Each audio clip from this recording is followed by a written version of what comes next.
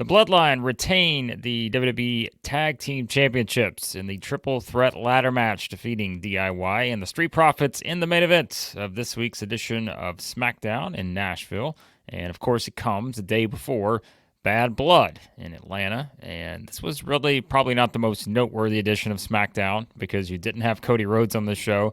You didn't have Roman Reigns on this show. You didn't have Randy Orton on this show. You didn't have Kevin Owens on this show.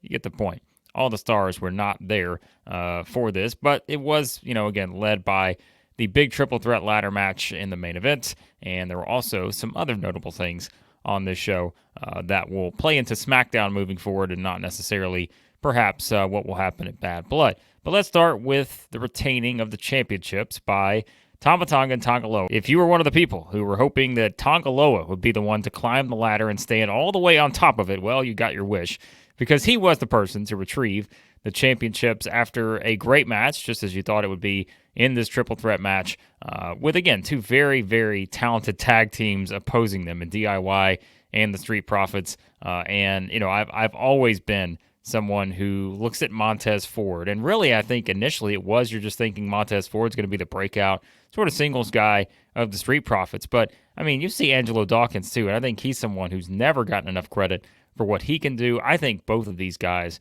certainly as of now and seeing how they form, a tag team and how good they've been over the years, I mean, they're fantastic as a team, but I think both of these guys are really, really good, and it would be interesting to see them eventually in that singles role, which, we've kind of thought that may happen at various drafts over the past couple of years. It hasn't, but you just see how talented they are. Again, they come up short here. Not surprised that the Bloodline retain. I know some people were hoping, hey, let's maybe do a title change here, give this division a little bit maybe of a different direction, but I think it's obvious that if you're keeping the titles on the Bloodline, on Tama Tonga and Tonga Loa, there has to be that big direction down the road to, again, as I propose, maybe there is a scenario where you do something that's more of a title unification type thing, or you eventually have that face-off between the Tongans and either the Usos or Jey Uso and Sami Zayn in some combination, because, again, we brought up what has happened previously, because you did have Jey and Sami getting the tag team win over the Judgment Day a while back. Seems like they kind of moved on from that, certainly, because Jay's the new Intercontinental Champion. Sami's going for the world title.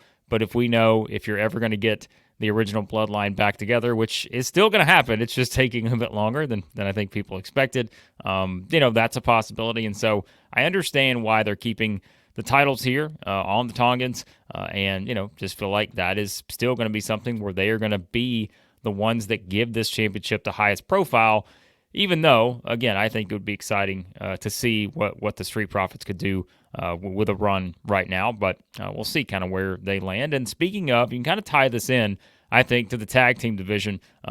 There was a teaser here on this episode of SmackDown, the coming soon sort of vignette they had. They had the sort of police lights, they had sort of the road and sort of the fast movie.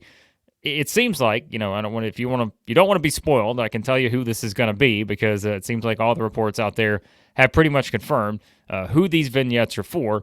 So again, click away if you don't want the spoiler alert, but it does sound like it is going to be the Motor City Machine Guns. It is going to be Alex Shelley and Chris Sabin coming in from TNA. And of course, you talk about another team that has a very long history in professional wrestling, very talented. And if you're adding them into the mix, that gives SmackDown a nice addition on the tag team roster. And let's remember, too, we talked about it, SmackDown's going to be moving to 3 hours. And, I don't know if that's necessarily going to be something that lasts forever, but we know there is at least, the idea and the reports that are out there that SmackDown is going to be 3 hours coming up, in several months or whatever. So you've got to have some people who can put together these longer matches, and certainly I think the Motor City Machine Guns are an intriguing addition to the tag team roster, because, these are guys who are very decorated as past champions and all of this. So, I think it's a great signing, and I don't know that they'll be the ones that dethrone the Bloodline eventually, but you are trying to build up the SmackDown roster and the tag team division, and so that at least I think is notable, as they're already teasing that to where they're not going to NXT. They're coming straight to the main roster, and certainly they'll be thrust right into the tag team division, I think, at that point. So the Bloodline retained, but as we know, the Bloodline have bigger things to deal with moving forward. And this is the tag team championships, because we know it's going to be Solo Sikoa and Jacob Fatu teaming up to take on Cody Rhodes and Roman Reigns at Bad Blood. And like I said, there was no Cody, there was no Reigns on this show. It was really nothing but video packages. And I think what was interesting about that, and even though this wasn't something that happened necessarily on the show, let's go ahead and talk about it, because it does kind of tie into the Bloodline. And like I mentioned, there really wasn't a lot of other stuff on this show outside of a couple things. And we'll talk about the AJ Styles injury and the Tiffany Stratton, Nia Jax stuff. But let's just go ahead and jump in quickly to some of the rumors we've talked about, right? With The Rock potentially returning and all that at Bad Blood. And everybody is sort of connecting the dots now to where The Rock is going to be in Georgia. We know that he was, he put it out on his Instagram, and he is going to be there. And it seems like that is something where, all right, Atlanta, Rock's already there. Boy, that makes a lot of sense, doesn't it, to connect the dots and feel like, he is going to potentially show up at this show. We also know that Jimmy Uso is still out there waiting for his big return. Could this be one where Jimmy makes his comeback? And again, because they did specifically put a video package on this show pushing the dynamic between Kevin Owens and Cody Rhodes after last week's main event. Remember, it was Cody getting involved after Randy Orton sort of sneaky in terms of telling Cody that he was going to tell Owens that, sure, I'll let Owens know it's okay for you to come out. And then, of course, we sort of found out with Owens' reaction, maybe Orton never told him that he was okay with Cody coming out and those kind of things. So you're starting to see the things put in motion here for Randy Orton's eventual turn as he's sort of stirring the pot here potentially between the two friends, Cody Rhodes and Kevin Owens. So the fact that they showed that here, that does seemingly lead you in a direction that somehow Randy Orton and Kevin Owens are going to get involved in this match at Bad Blood. But again, we talk about the potential return of The Rock, and it does seem like the rumors are amping up even more. If you look at Pat McAfee, we talked about Cody did the thing on Pat McAfee's show. Cody put that on his Instagram in terms of specifically pointing out his response to Pat McAfee asking him if the big guy is returning. As we said, we've already debunked the idea that the big guy is going to be Ryback. It's not going to be Ryback. We're not going to be feeding him more at Bad Blood. But because Cody put it on his Instagram, Pat McAfee put it on his YouTube channel. I saw it earlier. Cody Rhodes teases a massive moment at Bad Blood. I think that's the title. It was for the YouTube video. I mean, they're not going to do this by accident. They're not just accidentally putting this stuff out there and saying, whoops, everybody saw this and we didn't mean them to. They are doing exactly what they want to do in terms of adding more hype. But the thing is, all the hype now is surrounding The Rock. And so if you do not deliver The Rock, and, maybe that's something where you look back and think, all right, maybe we overplayed this a little bit if it is just Jimmy Uso when people are expecting The Rock. But remember, not everyone, maybe like me and others are online doing this stuff in terms of seeing every little thing and all that. And so it's still going to be a big moment, whether it's The Rock, whether it's Jimmy Uso, or whether, maybe it's something else. Maybe it's a Kevin Owens turn. Maybe it's a Randy Orton turn. There's lots of possibilities. And that's why, even though initially we thought it may be the Hell in a Cell match, main eventing that show, we know now it's not going to be the case. CM Punk versus Drew McIntyre will open up Bad Blood, and we know that the main event will be Cody Rhodes and Roman Reigns against the Bloodline. So that means they're going with the match at the end that's going to have the biggest angle, and I think we are guaranteed to get a huge angle at the end of that match. The fact is, they have several options to go with, just a matter of which one they choose. So that does kind of tie into the SmackDown because, like I said, they did do a couple of video packages, and I think because of doing them the way they did, they sort of led you in multiple directions here. Will this be something that is evolving the Bloodline story, or will this be something that's evolving the story between Kevin Owens, Randy Orton, and Cody Rhodes? And if they're going to do the War Games match, like we said, if it's not going to be Bloodline versus Bloodline, and they're deciding to do Roman, Cody, Owens, Orton against the Bloodline, well, then you could see why they could get involved here. So a lot of potential options here for that. But let's talk about everything else on SmackDown. AJ Styles did make his return, and I think, certainly notable. Styles comes back. He has his first match right away, and it is LA Knight suggesting the match. He comes out after Styles and Carmelo Hayes have a little verbal sparring, and Knight comes out and suggest the match, and they do the match, and what happens? AJ Styles gets injured, and they absolutely played this up as though this was a legitimate injury.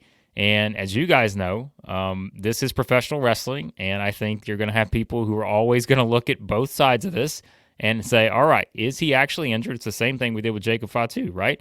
Is AJ Styles actually injured?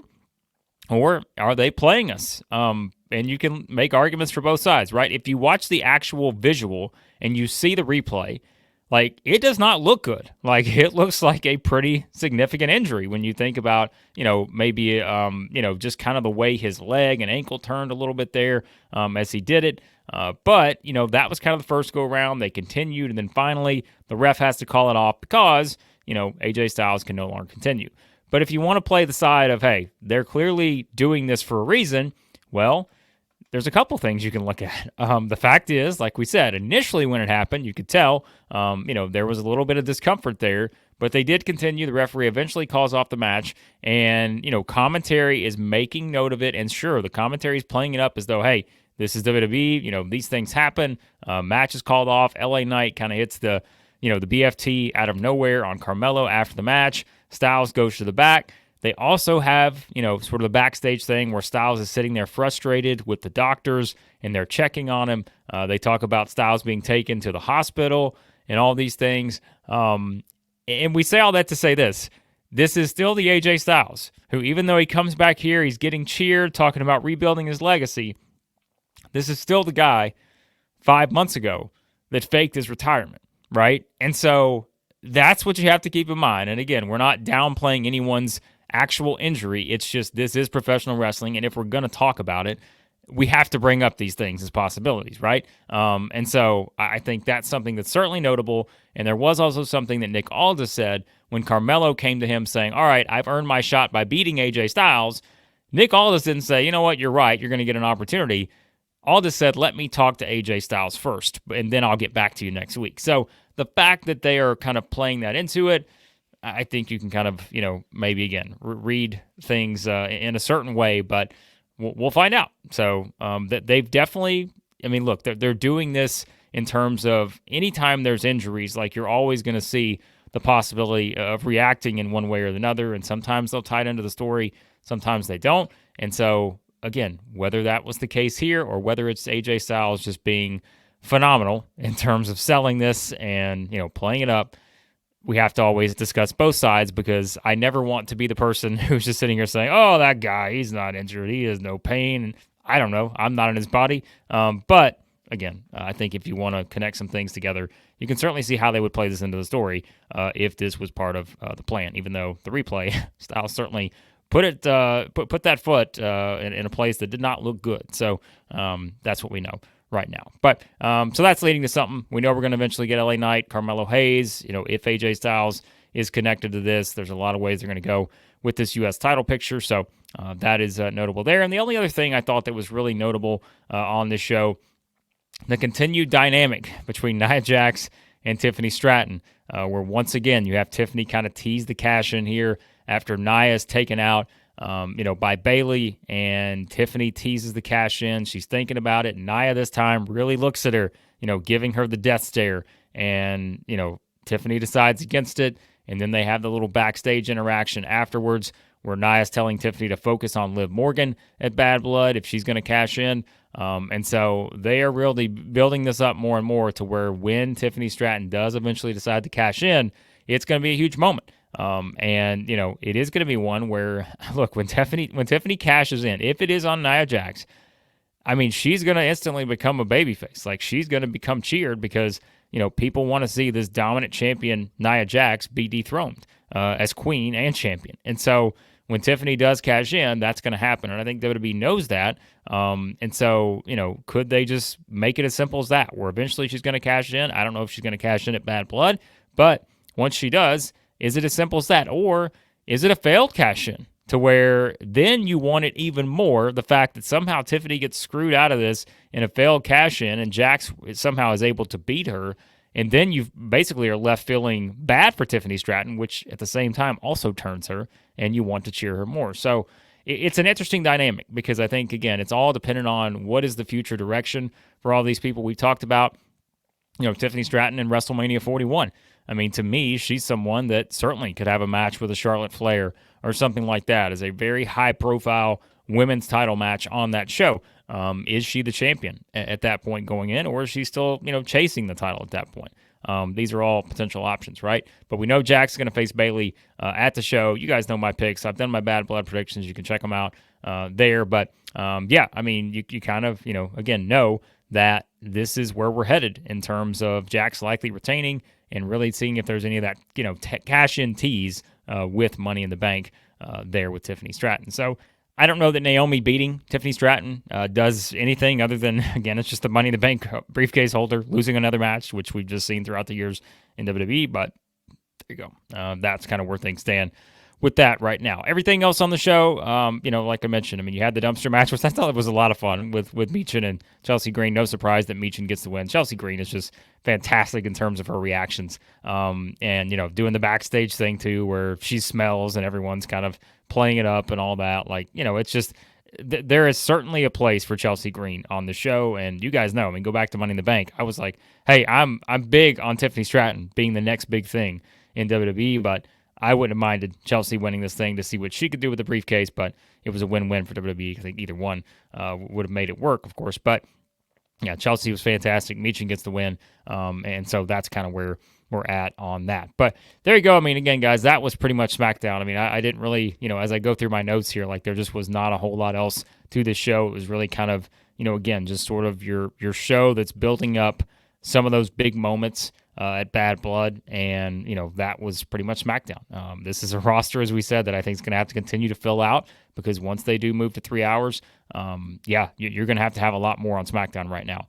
Which this was a very tight and basic show. You didn't have a lot of people, like I said, you didn't have a lot of people on the show. It's kind of the same people, interacting. Where there just wasn't a large number of talent used on this show. But we know the bigger show is tonight's Bad Blood in Atlanta, and yes, we will have a live stream, planning right now to do a live reaction show for you guys here on the channel, so be sure to hit the subscribe button, hit the like button as well. Let me know what you thought about SmackDown. As always, I keep telling you we're doing a lot more on Twitter, so be sure to follow me there at WrestleBlake on Twitter. We're having some fun discussions on all this stuff that we're going to have talking about, not just in video form, but also on Twitter. So follow me there. Already fun to interact with you guys. A lot of you guys jumping in with some fun discussions. We talk a lot of WWE stuff there. So be sure to follow me again there at WrestleBlake. And again, let me know your thoughts on SmackDown, and also give me your final predictions for Bad Blood. And do we see the return of the final boss, The Rock?